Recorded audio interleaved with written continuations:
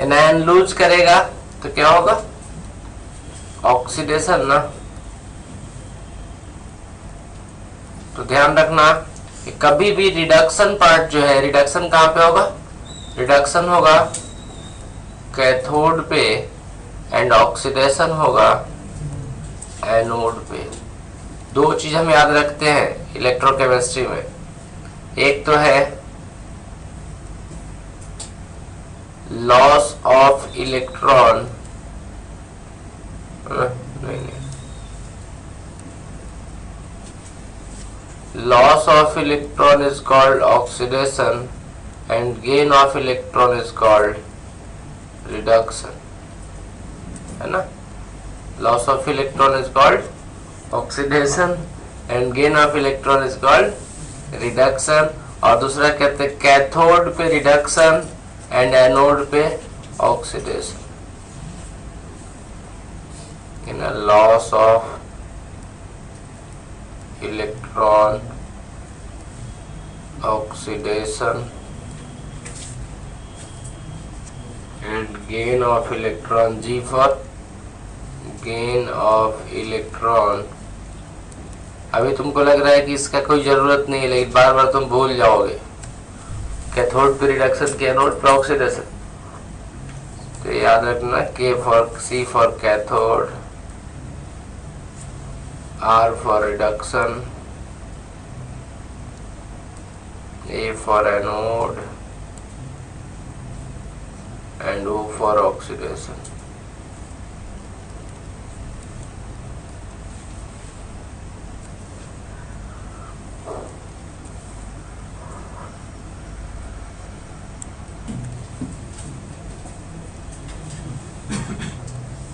अब देखो जरा,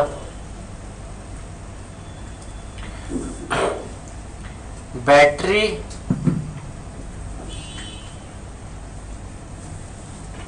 ना और सेल दो तरीके का होता है। एक होता है गैल्वेनिक सेल और दूसरा होता है इलेक्ट्रोलाइटिक सेल। ये कोई दो सेल नहीं है, सेल एक ही है, खाली नाम बदल जाता है। स्पॉन्टेनियस रिएक्शन होता है तो गैल्वेनिक सेल है।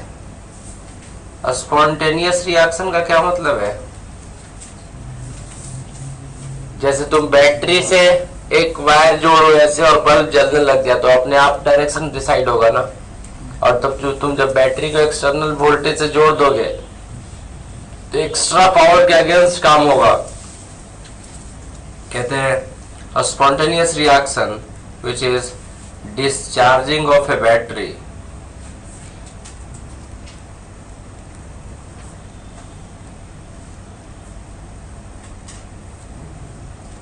तो उस समय कहते हैं galvanic cell.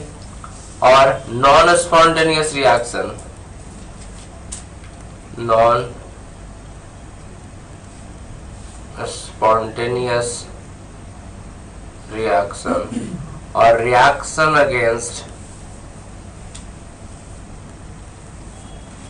reaction in presence of external voltage, which is the case of charging of a battery।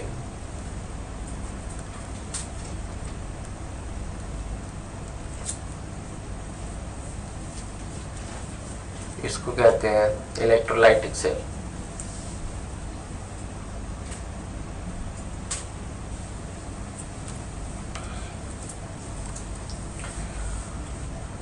अब यहां पे टर्म है इलेक्ट्रोड।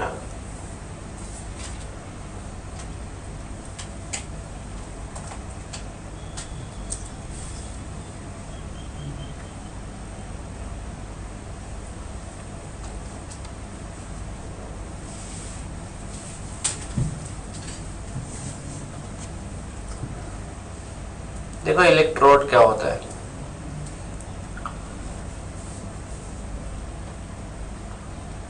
एक सॉल्यूशन है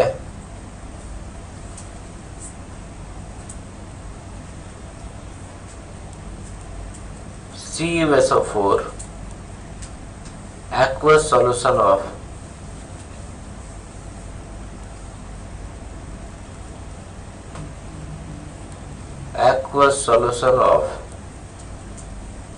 कॉपर सल्फेट। इस aqueous solution of copper sulphate में हम एक रॉड डुबा दे रहे हैं, कॉपर रॉड।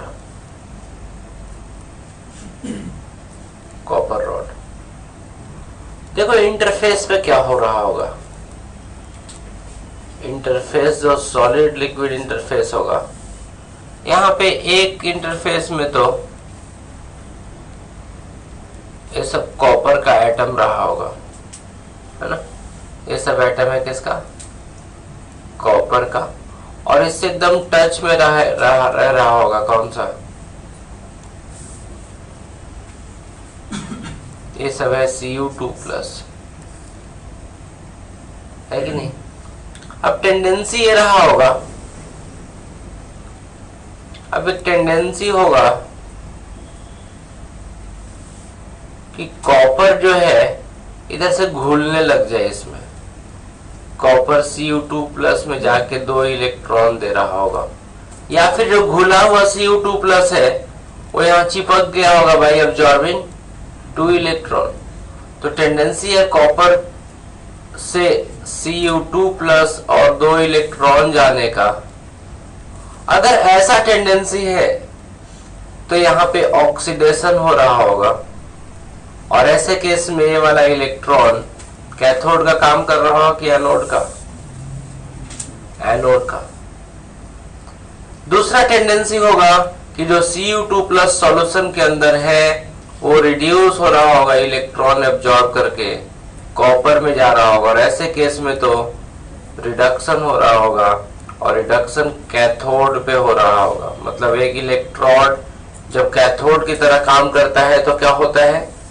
मेटल डिपॉजिट होता है, और जब एनोड की तरह काम करता है तो मेटल डिजॉल्व होता है।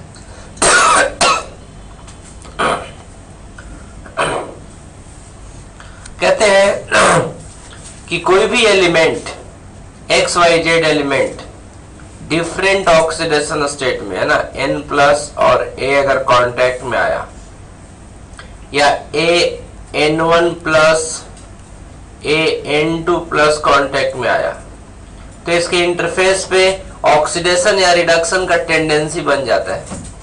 हम कहते हैं कि same element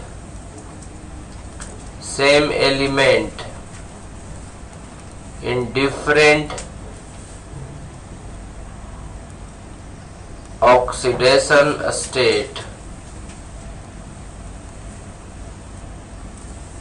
are in contact।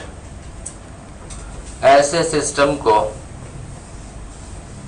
हम कहेंगे कि टेंडेंसी हो जाएगा ऑक्सीडेशन का या रिडक्शन का, और जहां ऑक्सीडेशन रिडक्शन का टेंडेंसी है उसे ही कहते हैं इलेक्ट्रोड। इलेक्ट्रोड तो समझ गए, डिफरेंट ऑक्सीडेशन स्टेट कांटेक्ट में होना चाहिए। अब वैसे ही